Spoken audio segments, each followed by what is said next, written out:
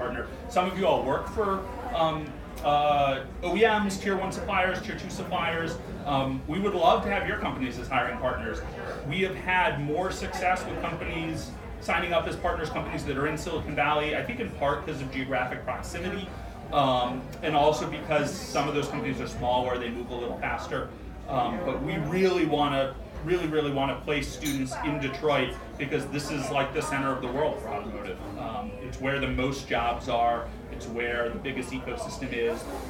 There are huge companies in Silicon Valley, or companies that loom large in kind of the mental landscape, like Cruise or Auto, that are smaller than like suppliers in the Detroit area that nobody's ever heard of because automotive is just so big here. And so send us an email if you can help us get hiring partners. Send me an email. Stats, number of applicants to the program, accepted, completed, hired. Sebastian sent an email at the end of the year saying our goal for 2017 was to be 100% transparent. I'm not sure exactly what he meant by that, but I've kind of taken it literally. So we have had, I guess I won't take it too literally, tens of thousands of people apply. We have we accept now about 60-ish% of folks who apply, and we have about 6,500 students in the course all around the world.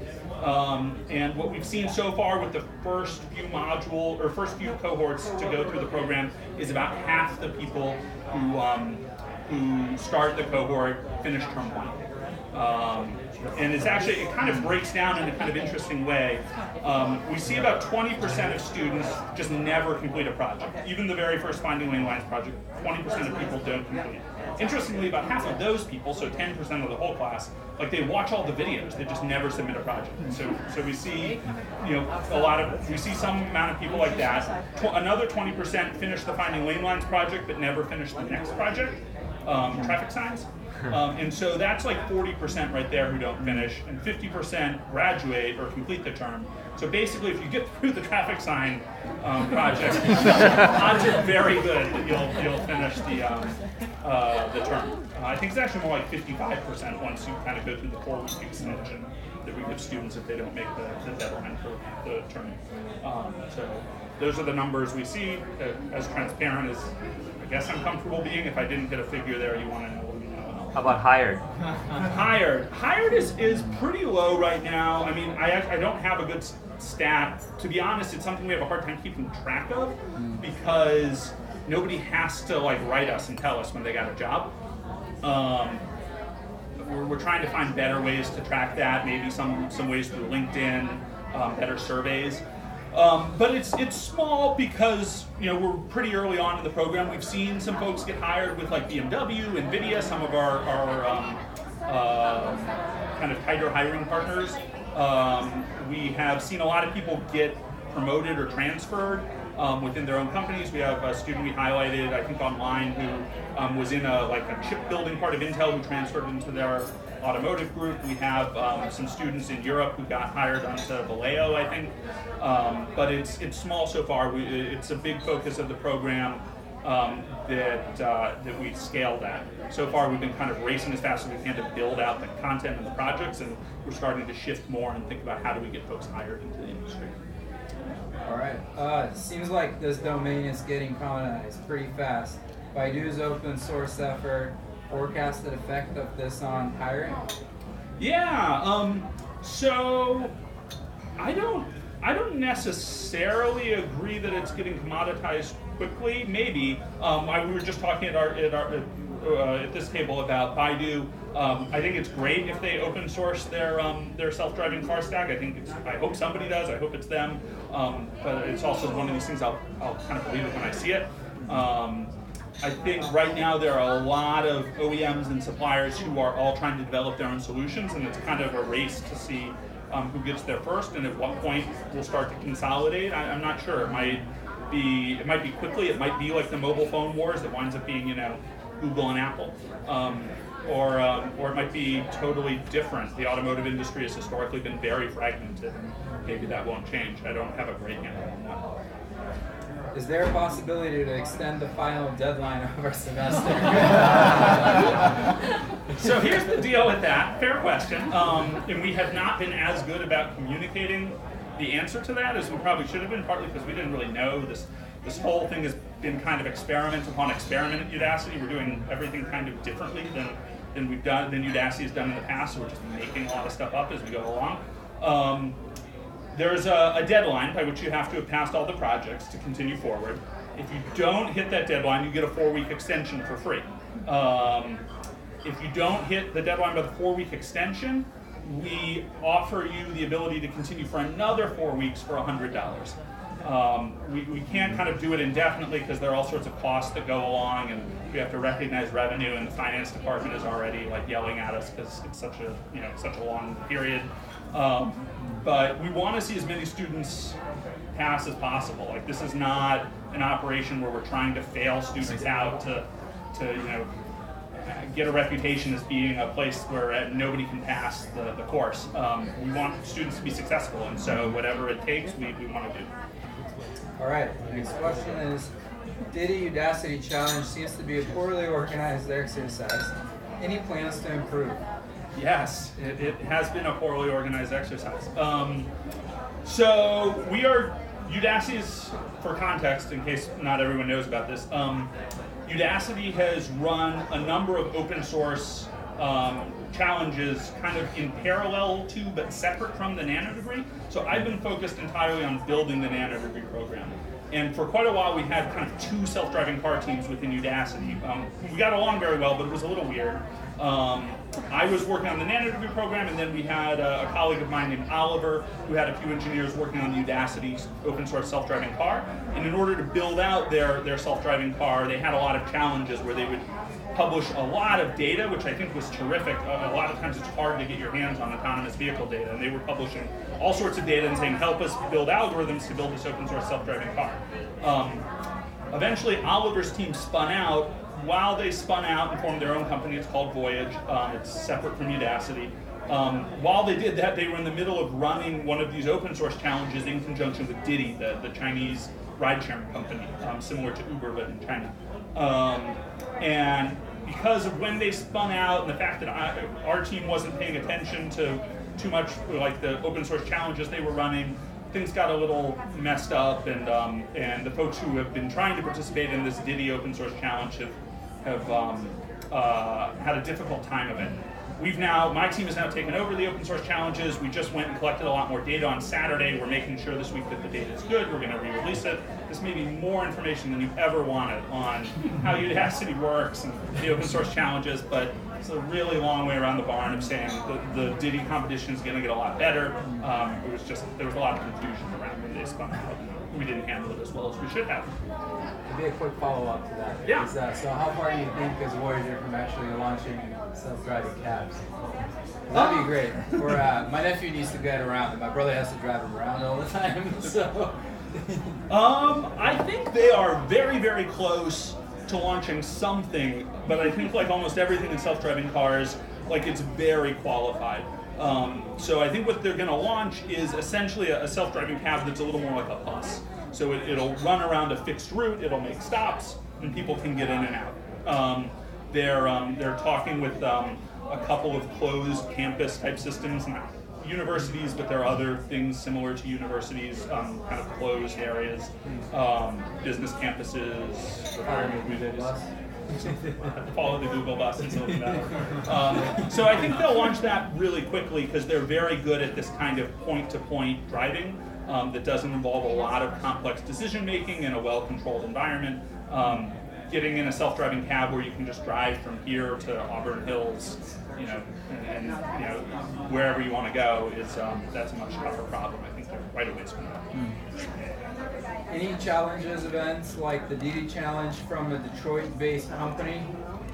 That is another thing we would love to do. Udacity is actually hiring someone to kind of help build out the challenges, not necessarily specific to self-driving car, but kind of across all of Udacity, do more of these challenges with other companies. And we would love to work with a Detroit-based partner on these. So If you have an employer that you think would like to get some press and maybe has a hard problem they'd like to open source to the world, get a solution on, send me an email. I keep saying send me an email. I should tell you my email is david.silver@udacity.com. Very easy. Send me an email. All right. Next question is, what career strategies do Udacity offer for people already working in the automotive industry but not in self-driving car? What career? So the career strategy. So to be totally honest, the career strategies we offer for people in automotive but not in self-driving car are basically the same as what we offer for everyone, which is we help with resume reviews, GitHub reviews, LinkedIn reviews, or profile reviews. When I say reviews, like going over your resume and other online presences to help you narrow that down to a particular job you want. So a big focus of these exercises, and many of you may have gone through them in the classroom, is to find a specific job you want and really try and tailor your resume, your cover letter, your LinkedIn profile to that job, as opposed to just trying to make it nicer in general. And then we try and connect you with companies that are hiring in that industry.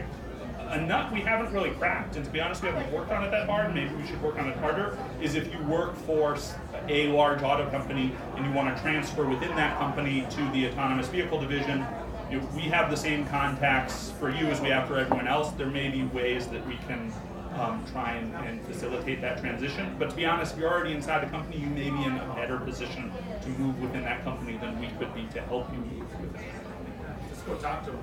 You work at Ford and you want to get to an autonomous program or whatever. Just, hey, you know somebody who works in the program, just go talk to them. It's all management now, I think, at Ford. They, all the technical stuff has been pushed out to RCA or Delphi, RT, Bosch, wherever. Yeah. But you said you're connecting people to companies, so how does this part work? Yeah, so that's a great question. So this is another thing where we're kind of doing this differently than Udacity's done it before, and I think to the good. So we have about 30 different hiring partners, and we're trying to bring on more. We'd love to bring on more Detroit hiring partners. And what we do is we have a team of a few people who check in with those hiring partners every few weeks and try and figure out what jobs they have open, and then publish those jobs to students. So there's a Udacity Hiring Partners Jobs Board. If you either Google it or go to Udacity to the Career Resource Center, you'll see the Hiring Partner Jobs Board. And what you can do is you can go apply for that job kind of within Udacity, and that will flag you for our recruiters. We have a recruiter whose whole job actually is just to place self-driving car students. And we'll try and match you up with that company. If we get 1,000 resumes for a particular job at a company, then we'll try and triage it a little bit. But in general, if you're interested in the job, we want to try and connect you to recruiters there. Okay. A little plug for Facebook. Can we please bring back Facebook? I'm not able to get a view of classroom chats like term 1. Maybe I am not looking at the right place. Yeah. So when we started out, again, experiments. We tried to build communities in a lot of different places, in Slack, on the Confluence forums, on Facebook, through live events.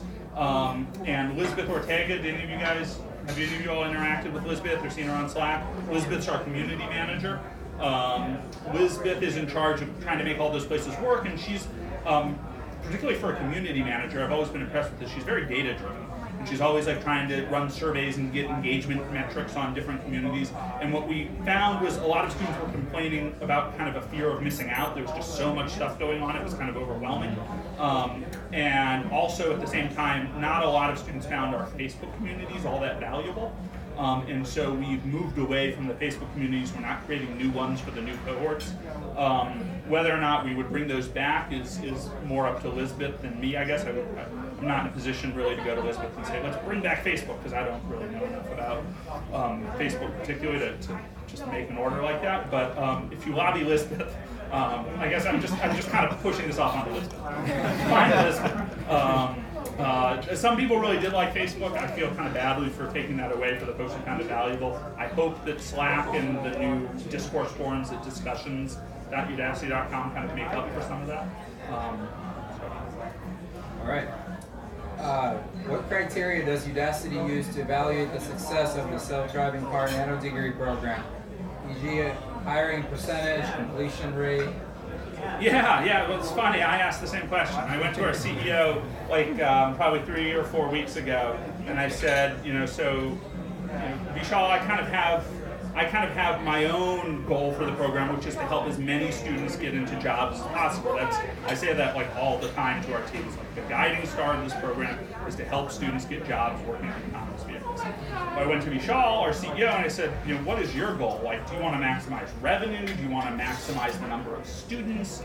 Do you want to maximize profit? Like, should we be trying to drive costs down? And he said yes, just like all of it. Which is kind of a good way of telling me I should just go do whatever I think is the best thing for the program. And so, our kind of big guiding star is students and jobs. Everything like when we build out a module, when we think about what should a project be, when we talk with folks like the Mercedes-Benz and Uber and NVIDIA teams that we work with to build a lot of the course, and they say, what should we do? We say, well, what does a student need to do to get a job in this field? So that's kind of how we evaluate the success. Have your hiring partners indicated an expected demand for self-driving car nano degree graduates? If so, does your acceptance rate support forecasted industry demand given some student attrition? Yes, so our hiring partners have indicated crazy amounts of demand. We have all sorts of hiring partners, just in the Valley, who are trying to hire like crazy and asking us to send them as many engineers as we can, as fast as we can. So there's tons of demand. I haven't actually seen a great forecast. Our marketing team has asked me for this a few times of like how many self-driving car engineers there will be in 2018. I've seen like some articles that kind of touch on that, but not like a number to point to. So it's a little bit hard to say like if we kind of do the math and how many self-driving car engineers do we have in the program and how many will drop out and how many will ultimately want to get a job in the field. Do the numbers work? I think at the moment we see like crazy amounts of demand from employers, and we see a lot of students who are interested, and so we're trying to make both work. I wouldn't want to be in a position where if we feel like there's just students aren't going to get jobs because there are no more jobs, that we were taking money from people and encouraging that. So we would back off at that point, but I don't think that we've hit that point or anywhere near it yet. Good. Very good. Can we get more insight of challenges faced by Voyage and also their self-driving car architecture? Yeah, so the Voyage team, I'll kind of start with their architecture and then we can talk a little bit about the challenges they face. They are running a Lincoln MKZ, which is Ford's luxury brand. It's kind of a Ford Fusion. We bought it from a company called Autonomous Stuff, based out of Illinois, and we all know Autonomous Stuff. That's you, right? That was a Polysync guy. Flew over, started the same thing in the Midwest. So you may know more than I do. Polysync and Autonomous Stuff have some sort of relationship where they split, or they merged, or they didn't merge, but they have some sort of weird relationship that I don't totally understand.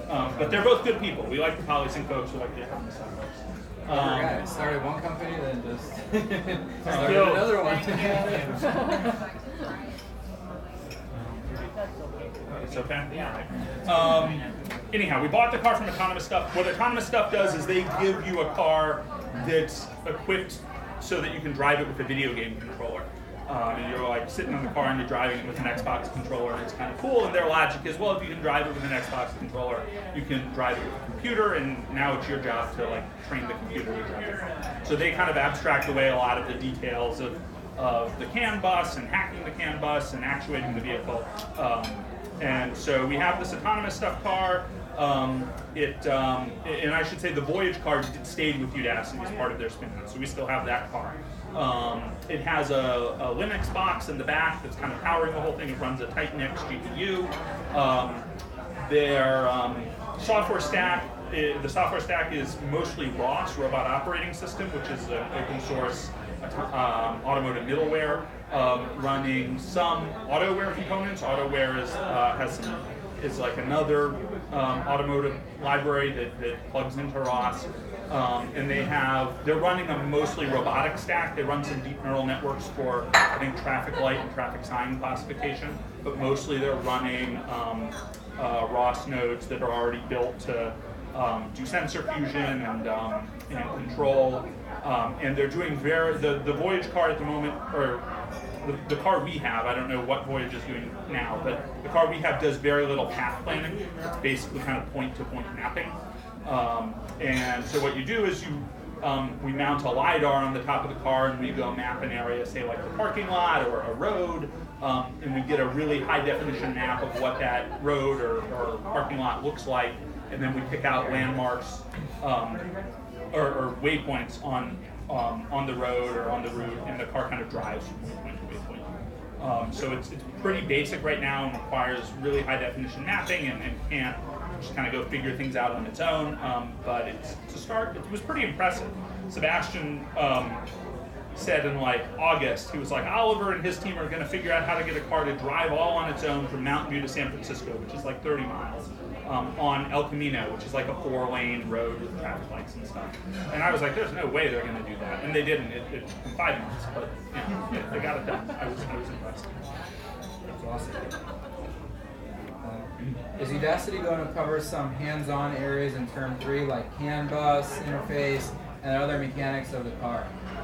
Yeah, so we have this challenge at Udacity, which is that we have students all over the world. And so hardware becomes a little bit difficult.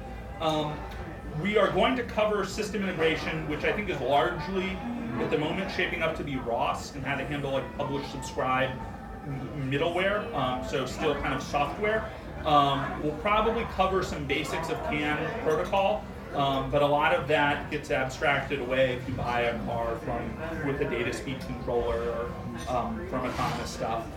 So we probably won't cover too much of like how to open up the hood and turn your own car into a self-driving car. To be honest, like your best bet is probably just to call Data Speed, which is a San Francisco company that does. Detroit. Oh, They're in Detroit. we work with Data Speed in San Francisco, so they may be headquartered in Detroit, in which case I really apologize. I think they're part of the Oakland University. Okay. They're in 16 miles. Well, my scrub. I know Data Speed is their San Francisco office, and I haven't been that, because the Voyage team was handling it, I wasn't that close to them. So I apologize. You guys know more than I do. I should probably just stop talking. Good, it's a back and forth thing. What are some of the biggest problems with the nano degree program that students or Udacity staff have encountered? Yeah, so we have had like a lot of problems. Where do we begin? The biggest problem was that we launched the nano degree very quickly, and that I don't think that was a mistake. When I say it's a problem, I don't know that I can go back and redo it. Silicon Valley has this notion of like launching a minimum viable product. It's a very Silicon Valley term, like the minimum amount you can to like get something working and then iterate based on user feedback. And we more or less did that with the nano degree. What it meant was that the students in like the October, November cohorts got like a very rough, kind of sketched out version of the program and had like a lot of trouble figuring out how to proceed. And that actually like carries through even now as we launch like new projects. The first cohort or two of students through them are helping us a lot to figure out where we need to fix things. So the students you all are really our partners kind of in developing the program. And that I think has been great from a speed perspective and helping to get students prepared to move into the industry very quickly. It's been a challenge though for students who get really frustrated that you all paid good money and sometimes things don't work as well as they should. And so we try and fix things very quickly. We try and be transparent about what's wrong and what we need to fix. But we get that is frustrating to folks sometimes. I would say that's probably like the major challenge. We've had all sorts of other challenges though related to, everything from like as minimal as like people in some countries can't pay because our payment system doesn't support Belarus, to the website going down. We had our Confluence forums that were crashing all the time for a while. Those are kind of more minor. You kind of fight through those and deal with it. I think the big one is trying to build out a program in a really cutting edge area really quickly in a way that's helpful for students. Any success stories you can share? Yeah, so I mentioned earlier we've had folks hired at a bunch of different autonomous vehicle companies, at big companies like BMW and NVIDIA, littler startups like Aura Robotics in Silicon Valley, little company building these self-driving golf carts that traverse around like university campuses. They're kind of cool.